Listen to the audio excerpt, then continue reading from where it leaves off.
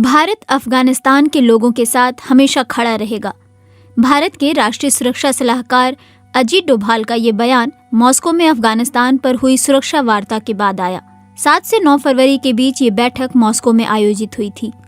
भारत के NSA अजीत डोभाल ने इस यात्रा के दौरान रूस के राष्ट्रपति व्लादिमीर पुतिन से भी मुलाकात की। एक ट्वीट में बताया गया है कि बैठक के दौरान खास तौर पर अफगानिस्तान की सुरक्षा स्थिति, वहां के नागरिकों के कल्याण और उनकी मानवीय जरूरतों पर चर्चा हुई। बैठक में भारत और मेजबान देश रूस के प्रतिनिधियों के अलावा ईरान, कजाकिस्तान, किर्गिस्तान, चीन, तजाकिस्तान, तुर्कमेनिस्तान और उज्बेकिस्तान के प्रतिनिधि शामिल हुए। लेकिन अफगानिस्तान का पड़ोसी देश पाकिस्तान इस बैठक में शामिल नहीं हुआ। पाकिस्तान ने गुरुवार को बताया था कि उसने इस सप्ताह मॉस्को में होने वाली बैठक में शामिल नहीं होने का फैसला किया है। पाकिस्तानी विदेश मंत्रालय की प्रवक्ता मुमताज जहरा बलूच ने एक प्रेस कॉन्फ्रेंस के दौरान कहा था कि पाकिस्तान को इस वार्ता में शामिल होने के लिए आमंत्रित किया गया था, लेकिन उसने शामिल नहीं होने का निर्णय लिया है, इसलिए क्योंकि पाकिस्तान उन मंचों और वार्ताओं में बेहतर योगदान दे सकता है जहां अफगानिस्तान में शांति कायम करने के लिए सकारात्मक बातचीत हो। उन्होंने सीधे तौर पर इस बैठक में शामिल नहीं होने का कारण तो नहीं बताया, लेकिन पाकिस्तानी मीडिया में आई खबरों में ये बात कही गई कि इसके पीछे की वजह भारत था, क्योंकि भारत इसमें शामिल हो रहा था।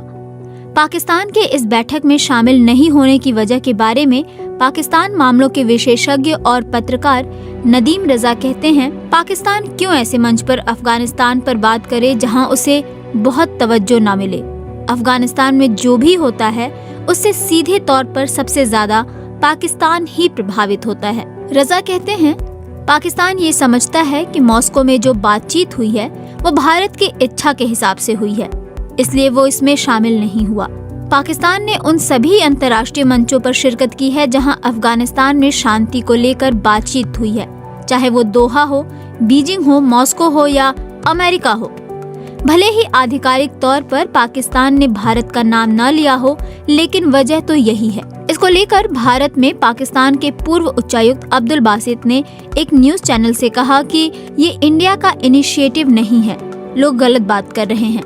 ये बुनियादी तौर पर ईरान का इनिशिएटिव है और इसकी शुरुआती 2 बैठकें 2018 और 19 में ईरान में हुई हैं। भारत में 2021 में हुई अफगानिस्तान पर सुरक्षा वार्ता बैठक में पाकिस्तान और चीन दोनों ही देश शामिल नहीं हुए थे। मौजूदा बैठक ऐसे समय में आयोजित हुई जब पाकिस्तान में आर्थिक और सियासी हालात दोनों ही ठीक नहीं हैं। आर्थिक संकट से उबरने के लिए वो अंतर्राष्ट्रीय मुद्रा कोष से कर्ज लेने की कोशिश में है, क्योंकि उसके विदेशी भंडार में केवल 1 महीने के आयात के लिए ही पैसे बचे हैं। पाकिस्तान के सियासी और आर्थिक हालात पर अब्दुल बासित कहते हैं, अगर सियासी और आर्थिक स्तर पर स्थायित्व न हो तो क्या आप विदेश नीति अच्छे से चला सकते हैं? मुझे नहीं लगता कि पाकिस्तान अभी विदेश नीति के लिए किसी भी मैदान में है। उसने ये सभी अभी छोड़ा हुआ है। पिछले करीब 20 सालों में भारत ने अफगानिस्तान को आर्थिक सहायता दी है। भारत ये भी मानता रहा है कि अफगानिस्तान उसका रणनीतिक सहयोगी है और इसके लिए दोनों मुल्कों के बीच संबंध अच्छे होने जरूरी हैं। तालिबान के आने के बाद भी भारत ने धीरे धीरे संपर्क सही दिशा में ले जाने के कई प्रयास किए हैं।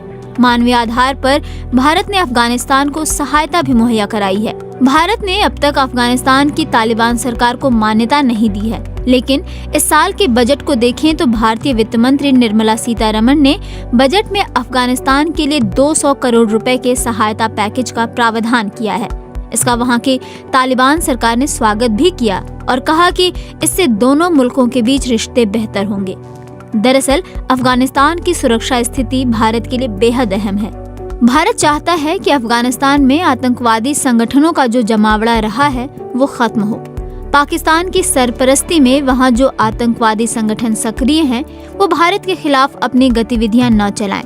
इस बैठक में अफगानिस्तान का कोई प्रतिनिधि मौजूद नहीं था, क्योंकि उन्हें इसके लिए आमंत्रित ही नहीं किया गया था।